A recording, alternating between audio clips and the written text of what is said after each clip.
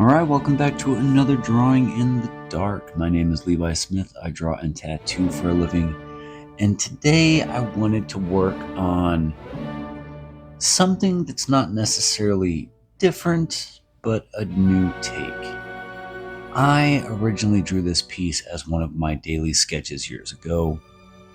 And it was a piece that really stood out to me as something that just had an inherent story to it. And I figured it'd be really fun. I've been wanting to actually redraw it. It's a cool piece.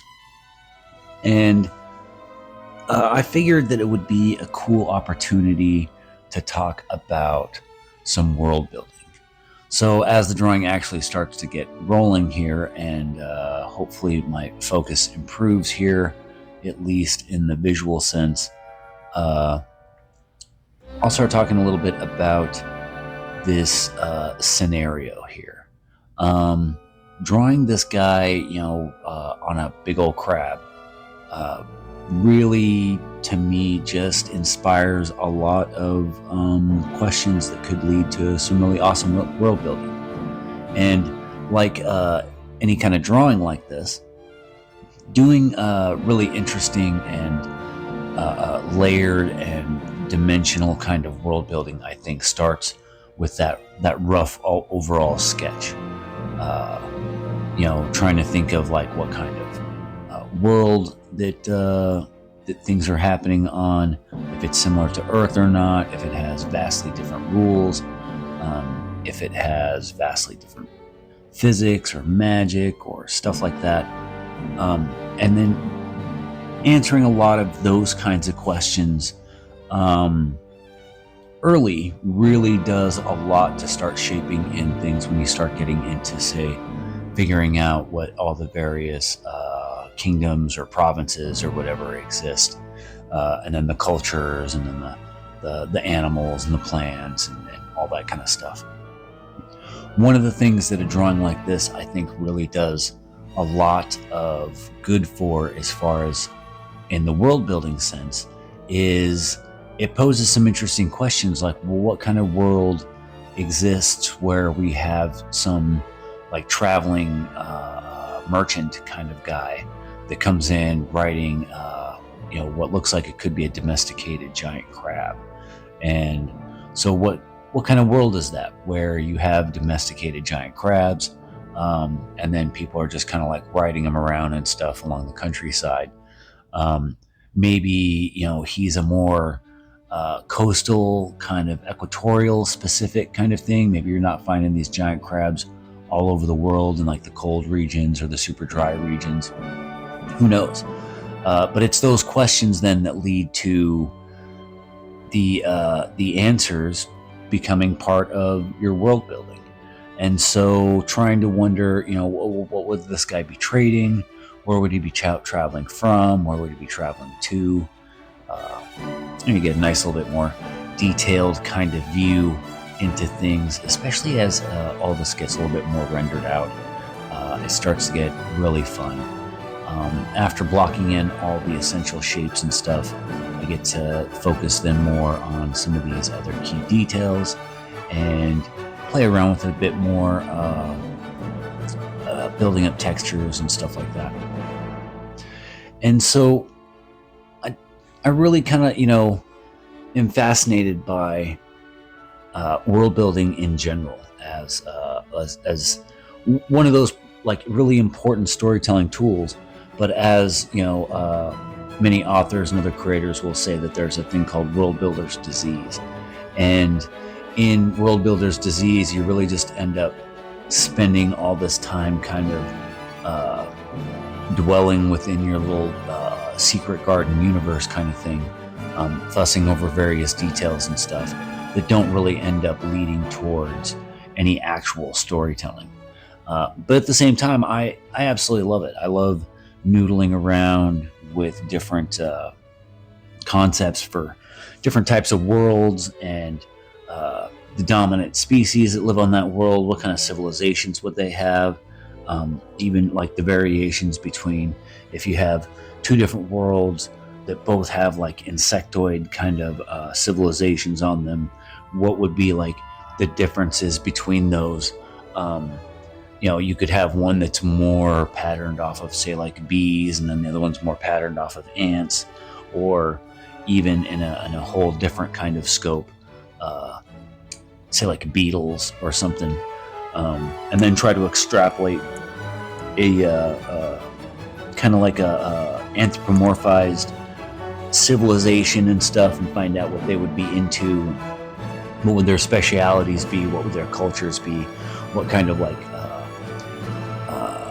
hierarchy structures that would be natural towards those kinds of insect species and stuff. And yeah, it's just a lot of fun. It's a lot of fun to kind of play around with that stuff, and maybe end up using it for like D&D games, or for fantasy novel writing, or comic books, or just having a little bit more kind of grounded realism and depth in your fantasy art or your sci-fi art, having all of this knowledge about what's kind of going on.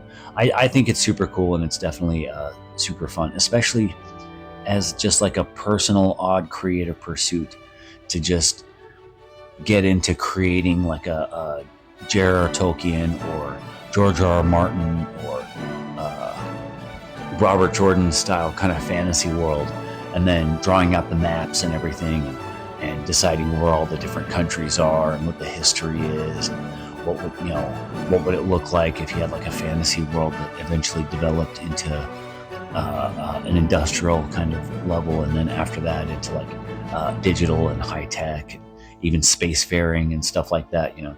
All of that stuff is super fun and fascinating to me. Always ended up leading into stuff like, because my love is like Star Trek and space exploration type stuff.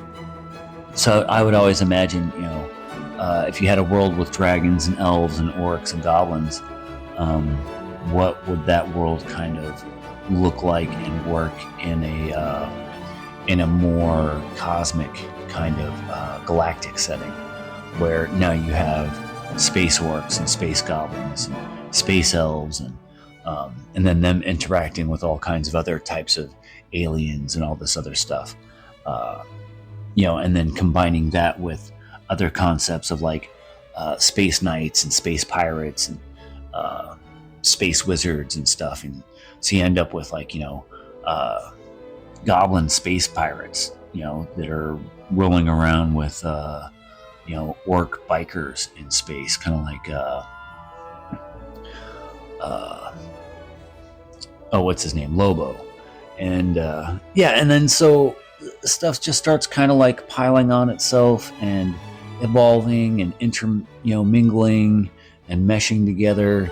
And you spend enough time at it, you can get quite a bit of depth and exploration out of just doing a little fantasy world building in a really kind of like relaxed, fun kind of way. You get too serious with it and stuff, and I think things tighten up way too soon, where if you really start developing from that broader sense, and then slowly get more specific, you don't necessarily need to worry about what the full civilization looks like until you kind of decide what the conditions are that are going on, like on a planet scale or on a world scale, as it were. Deciding, is it going to be just humans, or humans and goblins, or the whole gamut, dwarves, elves, goblins, orcs, griffins, all the different creatures and unicorns and all that stuff, or some not, or even take like an angle like this, where maybe your fantastic creatures that you have in your world aren't necessarily like dragons and griffins and phoenixes and stuff like that, but just a crab the size of a horse. And then thinking about what that would do, like, did they domesticate these crabs? Were they, where are they stabling them? What does a crab stable look like? What happens when one of these crabs decides to go rogue? They could easily be quite a bit more violent and destructive than, say, a pissed off horse. And so what would that all really entail? And then the kind of like interesting and idiosyncratic kind of storytelling that could come from that. Like, we have this trader here that's, say, wandering, along this coast from one village to the next, but we could reach back to where these domesticated crabs come from, and go to the stable and see some young kid that's been born into the life of wrangling domesticated crabs, in whatever form they actually end up being domesticated, and show this whole process of spawning them and hatching them and raising them, and taming them and stuff, and training them all up and everything to become these beasts of burden. I think would be really interesting and wild, just in the sense of being just so familiar and yet weird enough at the same time. I mean, because I think that's one of the things that's like almost our favorite. Taking a concept or a subject that is mostly familiar and recognizable, something that we can identify with and empathize with, and then just giving it a little bit of a twist in an odd direction, to make it stand out. We've often seen stories about people working in normal horse stables and raising horses and taking care of horses, all these different stories of heroic horses and whatnot. So if you just replace that with a giant crab here as your primary heroic beast of burden, I think it would then just turn that whole story on its head in a way that would necessarily make it feel new, without even worrying about doing something particularly original, I think. I mean, just imagine completely copying the story of Black Stallion, just with a giant crab. I don't know. It would be it'd be trippy, that's for sure. And and so drawings like this really kind of lead me to think about these kinds of worlds, and where that can connect and spread and develop into a chain of just brainstorming and conceptualizing into what kind of world would support even just this type of creature. Because what if this world has other say crustaceans or sea creatures or other land creatures and stuff that are also abnormally large or abnormally small. Maybe they have maybe they have cats in this world, but they're not like the size of the cats that we're used to. Maybe more, they ended up evolving into something that's more like the size of like a rat, and so you'd have these like packs of rat-sized cats, running around and infesting places and tearing things up and being as predatorial and territorial, as cats can be, just really tiny, and tons of them, hundreds of them, places like infested like rats would be, thousands of cats. Just weird little concepts like that, just a little twist of something that seems kind of familiar and seems easy to explain, just with another angle to it.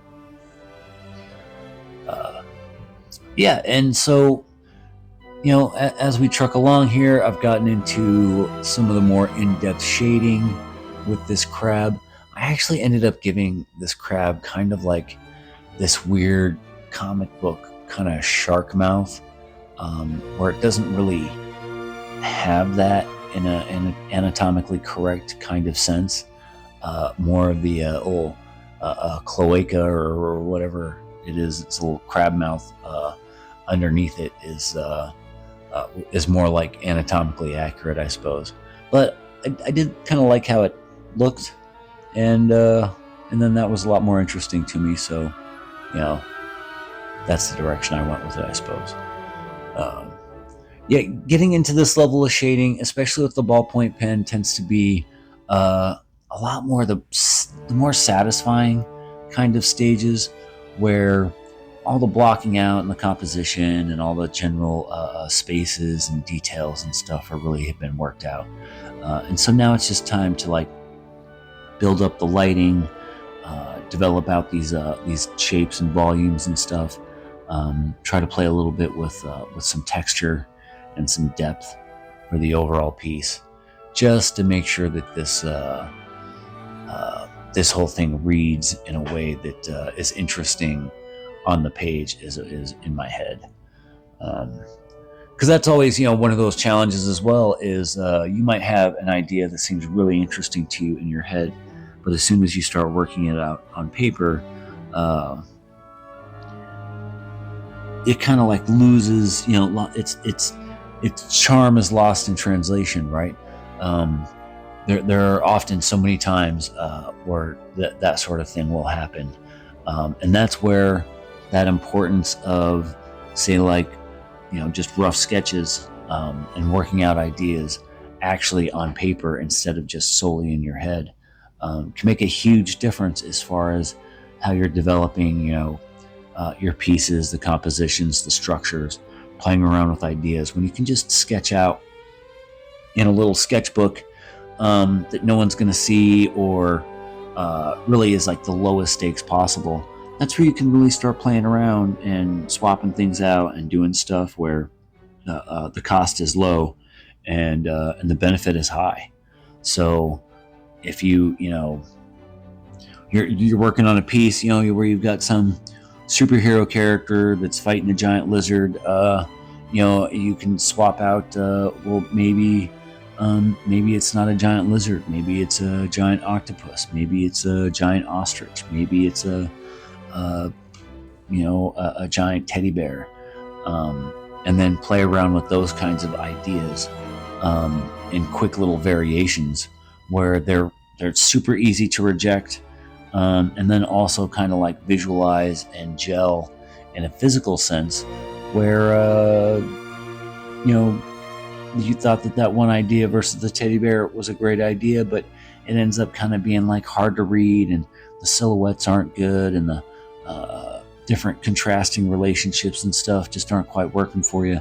And you can find all that out early before you really commit to a larger, more developed piece where you plan on putting a lot of labor into it. And that can be hugely valuable, massively valuable. You don't want to get 3/4 of the way through, say, a painting and then realize it's not working, and for however many various reasons it could not be working. But there are those times, when you're struggling with the piece and you're afraid that it just hasn't like reached its sweet spot yet, or maybe you've gone too far, or a lot of that relies on the earliest points of planning, for sure. I can usually tell if a good piece is going to be particularly cool or interesting from that earliest sketch.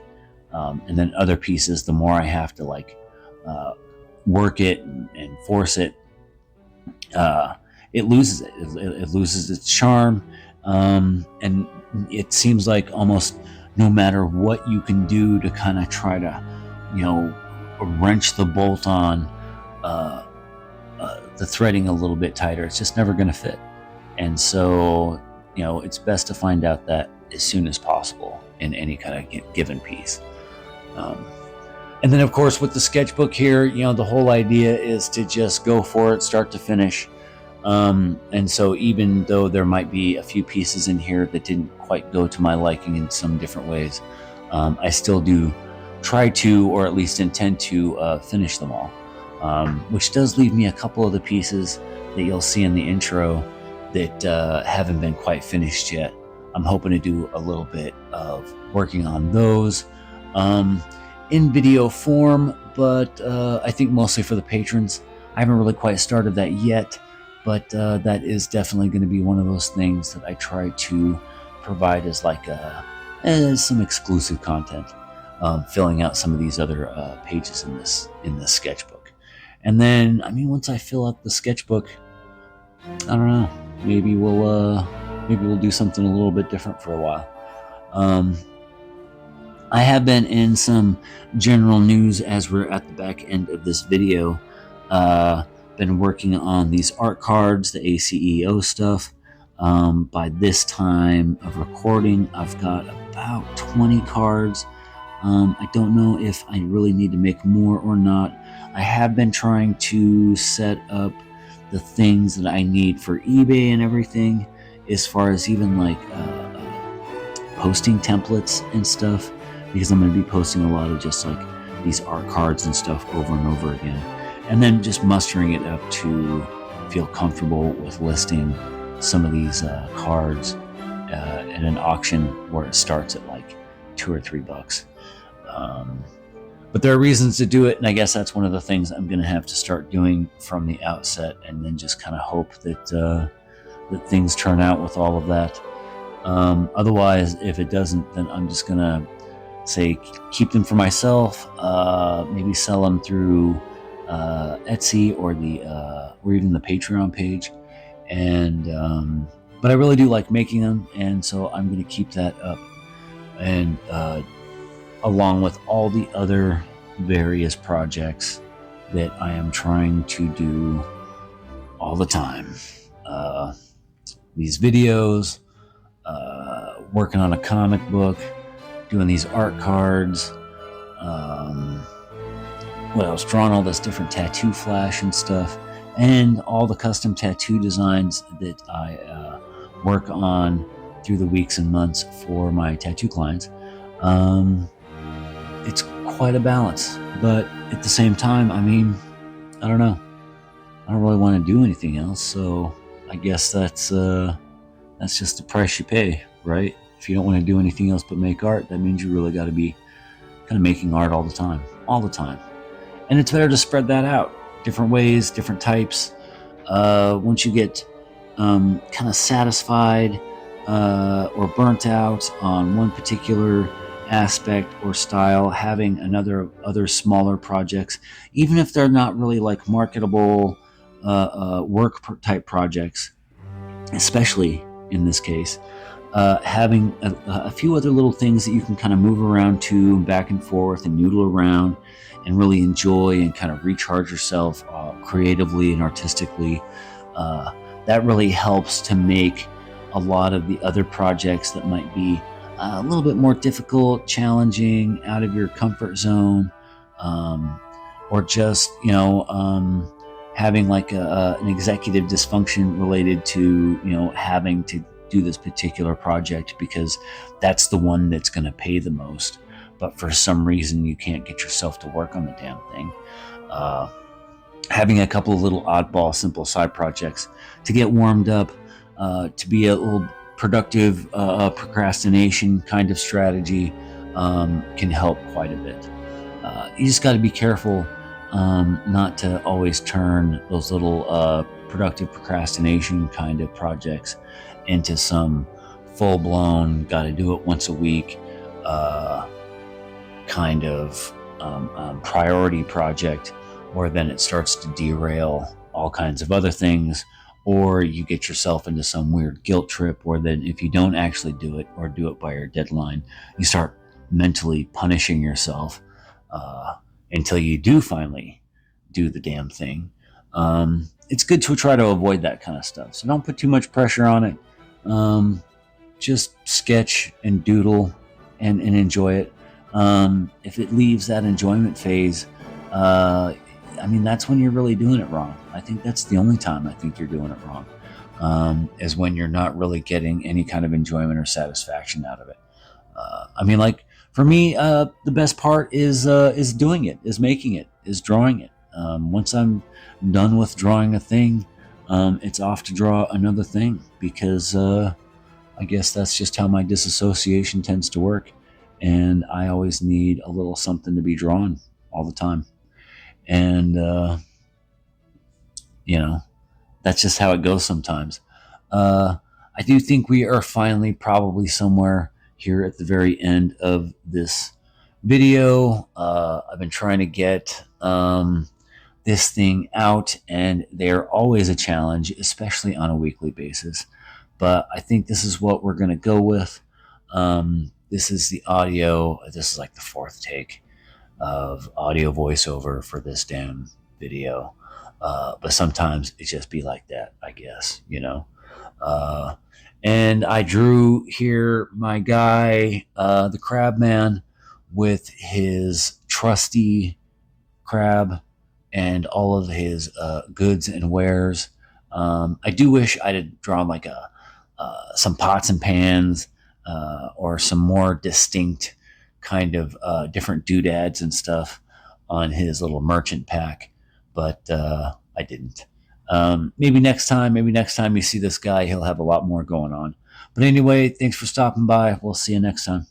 Late.